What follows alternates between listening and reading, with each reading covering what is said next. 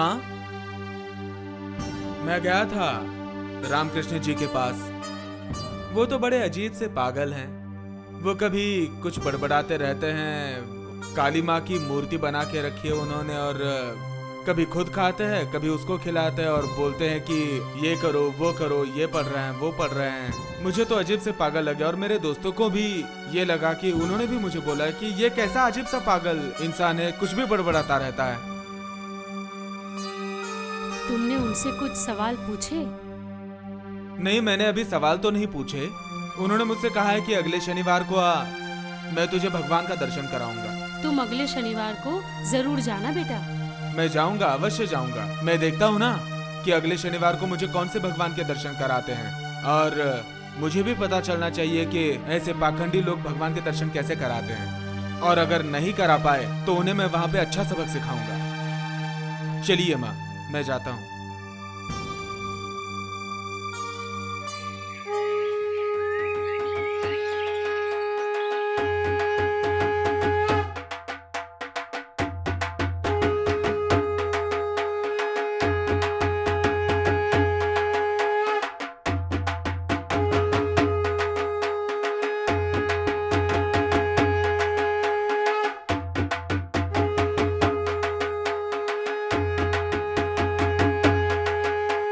मैं भी चलूं क्या? नहीं, मुझे उन्होंने अकेले बुलाया है तो मुझे अकेले ही जाना पड़ेगा। देख, वो आदमी बहुत खतरनाक है। खतरनाक होगा तो हम भी देख लेंगे, लेकिन अब बात ऐसी है कि अकेले उन्होंने कहा है तो मुझे अकेले ही मुलाकात करनी पड़ेगी मुझे उनसे। जैसी तेरी मर्जी, संभल कर जाना। ज्यादा देर हो गई तो मैं आ जाऊंगा। ठीक है।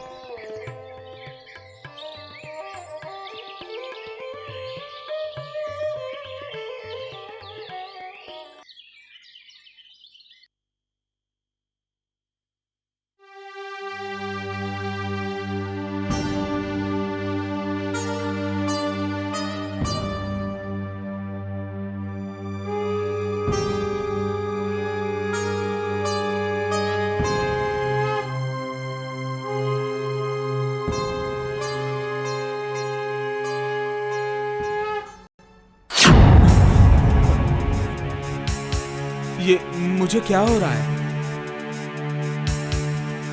आपने मुझे क्या कर दिया है? कौन है आप? मैं गदाधर, इस मंदिर के पुजारी। मैंने तो कुछ नहीं किया, सिर्फ तुम्हारे साथ नरेन की पहचान करवा रहा हूं। तुम सोच में पड़ गए होंगे। नहीं, तुम नरेन नहीं हो। नरेन तो तुम्हारे इस शरीर का नाम है, जो तुम्हारा माता पिता ने दिया है ये नाम। इस शरीर की कोई कीमत ही नहीं है। लेकिन तुम नरेन नहीं हो। जो आंखों से तुम देख रहे हो वो कौन है, समझ सकते हो तुम? वो नरेन नहीं है। मैं सिर्फ उसी से नरेन की पहचान करवा रहा हूं। नरेन, तुम भगवान का दर्शन करना चाहते थे ना? कुछ महसूस हुआ? हाँ, हो रहा है। तुम जहां बैठे हो उसे कहलाता है भूमि। धरती पे बैठे हो, नजर उठा के देखो, ऊपर अनंत गगन, ऊपर सूरज। मुझे लगता है आकाश, वायु, माटी, आग, जल, ये सबका दर्शन तुमने नहीं किया। जिसका दर्शन तुम चाहते थे नरेन, वो तो सदा तुम्हारे साथ है। कहां कहां भटकते रहते हो, किसका दर्शन चाहते हो? नरेन, भगवान का दर्शन तुम्हारा हो चुका है, लेकिन तुम्हें कुछ पता ही नहीं था। नरेन, कुछ समय के लिए तुम अपनी आंखें बंद करो। तुम्हारे और नरेन के बीच में जो दूरियां हैं, उसे कम करने के लिए कोशिश करो। देखो, कुछ महसूस तो तुम्हें जरूर होगा। हाँ, हो रहा है। ये जल, हवा, माटी, आकाश और सूरज, इस प्रकृति में भगवान का अस्तित्व छुपा हुआ है। उसे भुलाकर तुम कहाँ भटक रहे हो नरेन? जीव में ही तो भगवान का अस्तित्व है। इसको महसूस करने के लिए तुम्हें आंखें बंद करने के लिए कहा। देखो, महसूस होगा तुम्हें। हाँ, हो रहा है। जीव में ही छुपा है भगवान का अस्तित्व।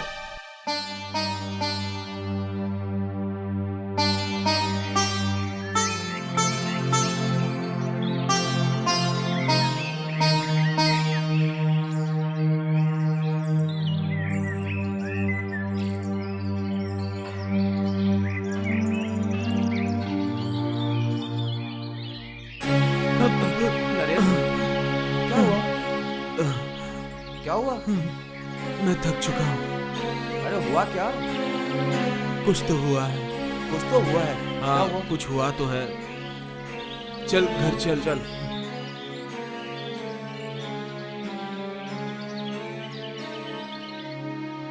देखा गुरुदेव, ये लड़की का चेहरा तो खिल उठा। अब तो खिल उठा है, अब देखना कैसे चमकेगा। अच्छा, हाँ, लेकिन तू क्या कर रहा है? मैं तो केशव जी का धन्यवाद कर रहा हूँ, इतना बड़ा अनमोल रत्न देने के लिए। हाँ हाँ हाँ, अब ये काम कर, मेरी भोजन का तैयारी कर। जा जो आएगा गुरु, जा जा जा जा।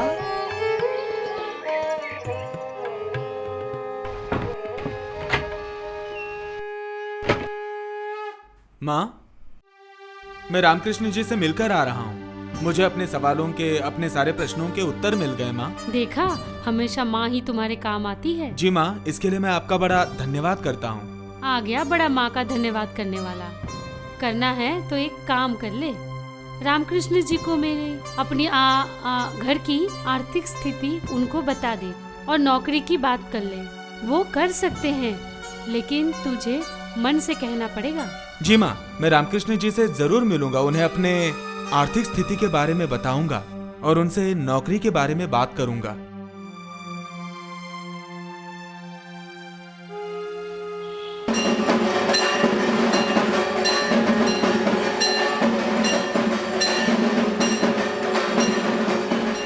गुरुजी, हाँ, मुझे आपसे कुछ जरूरी बात करनी है।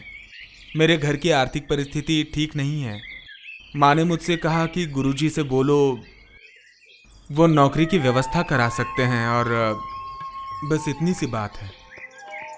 नरेन, ये नौकरी ये तू अपने आप से मांग लेना। अरे मुझे ऐसा कहना है कि अपने आप से नहीं मांग सकता है, तू जा उनसे मांग लेना। जा जा जा जा, बोल मुझे नौकरी चाहिए।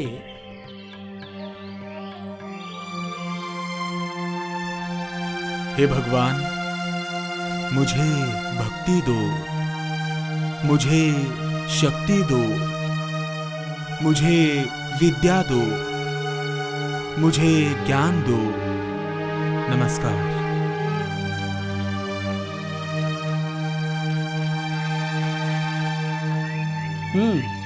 मांगा नौकरी माँ से? क्या हुआ?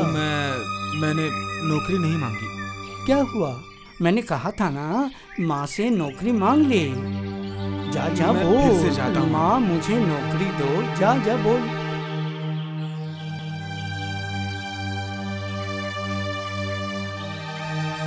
हे भगवान, हे भगवान, मुझे भक्ति दो, मुझे शक्ति दो, मुझे ज्ञान दो, मुझे विद्या दो।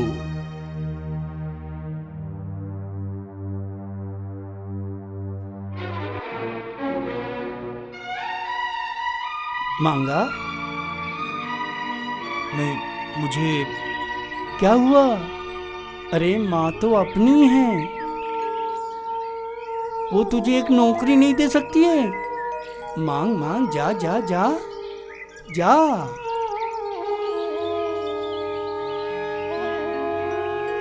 हे भगवान, मुझे भक्ति दो, मुझे शक्ति दो, मुझे विद्या दो, मुझे ज्ञान दो।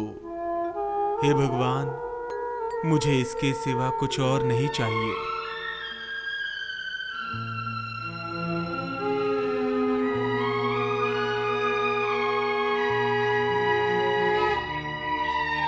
क्या हुआ? गुरुजी, मैं नौकरी नहीं मांग पा रहा हूँ, मुझसे भूल चूक हो रही है। गुरुजी, आप ही मेरे लिए नौकरी मांग लीजिए। ठीक है नरेन, तेरे लिए माँ से नौकरी मैं मांग लूंगा। ठीक है, जा जा तू जा, दे दे माँ से नौकरी।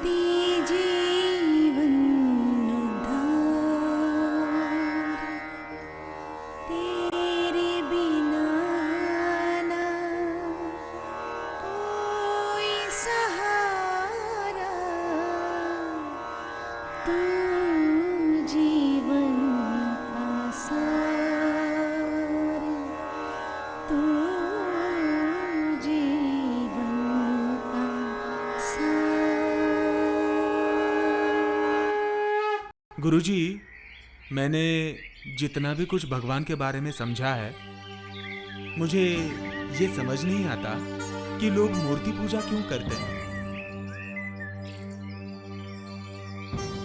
मूर्ति पूजा का संबंध तुम काली माँ का समझते हो ना? समझ लो, काली माँ की मूर्ति जिसकी मैं पूजा करता हूँ। देखो नरेन, काली एक शक्ति का रूप है। जब उस मूर्ति हमारे सामने होती है ना, तब उस शक्ति का उपासना करने में हमें मदद मिलती है। कोई जरूरी नहीं है कि हर कोई मूर्ति पूजा करे। जो हट्टे कट्टे हैं, जिसको चलने के लिए कोई तकलीफ नहीं होती है, उसको लाठी लेने की कोई जरूरत नहीं है। लेकिन जो कमजोर है, उसको कोई सहारा तो चाहिए। मूर्ति के रूप में वो सहारा अगर उसे मिल जाए तो किसी को कोई तकलीफ तो नहीं है। जैसे कि समर्थ व्यक्ति को चलने के लिए लाठी की कोई जरूरत नहीं है। और तुम्हें और एक बात बता दूं, यह हमारी भारतीय संस्कृति का जो मूल मंत्र है, वो कहता है अहम ब्रह्मा, अर्थात हम ही ईश्वर है। जब तुम्हारे अंदर ईश्वर का अस्तित्व छुपा हुआ है, तब क्या जरूरत है मूर्ति पूजा, जल पूजा, वायु पूजा, सूरज पूजा। जो करता है करने दो, जिसकी जरूरत नहीं होगा वो ना करे। गुरुजी, फिर आप मूर्ति पूजा क्यों करते हैं? नरेन, मैं यहाँ नौकरी करता हूँ और मुझे कौड़ी मिलता है। मेरा घर परिवार चलता है। और जब से मैं यहाँ नौकरी पे लगा हूँ, तब से ये सहारा लेते लेते मूर्ति का, काली माँ का एक ऐसा संबंध जुड़ चुका है कि वही अभी सहारा बन चुका है। इसके बिना अभी मैं वो शक्ति अभी मैं पा नहीं सकता हूँ। ये एक किस्म की मजबूरी है नरेन। गुरुजी, मुझे ये भी बताइए कि ये प्रसाद का क्या अर्थ होता है? हाँ नरेन, तुमने कभी किसी तड़पता हुआ इंसान को देखा है? जो तड़प रहा है व्याधि में, कोई तकलीफ में, यातना में। तुम्हारे कोई पहचान के तो नहीं है, कोई सगे हैं, कोई रिश्ते हैं, लेकिन फिर भी तुम्हारे अंदर उसका असर होता है कि नहीं? होता है ना? क्यों होता है? वो तो तुम्हारा कोई भी नहीं। बिल्कुल इसी तरह हमारी जो आंखें हैं, हमारे जो कान हैं, हमारी जो जबान है, ये सब का एक असर होता है। हम जो सुनते हैं, जो देखते हैं, इसका असर कुछ ऐसा है। मंदिर में जो कोई भी आता है, चाहे चोर हो, डाकू हो, उस समय के लिए उसकी भावनाएं चोरी या बेईमानी का नहीं होता है। वो बाहर जाके चोरी करेगा, लेकिन उस समय उसके मन में जो भावना होती है, मन की ईश्वर के प्रति समर्पित भावना, वो भावना उस माहौल में असर डालता है, बदलाव आता है। और उस माहौल में अगर कुछ भोजन पदार्थ रहे तो हम विश्वास करते हैं उसमें उसका असर होता है, और उस भोजन का स्वाद लेने से वो भावना हमारे अंदर प्रवेश करता है। यही है प्रसाद के पीछे का तर्क। लेकिन नारायण, तुम्हारा विवेक जागृत है। तुम्हारी मूर्ति पूजा करने की जरूरत नहीं है।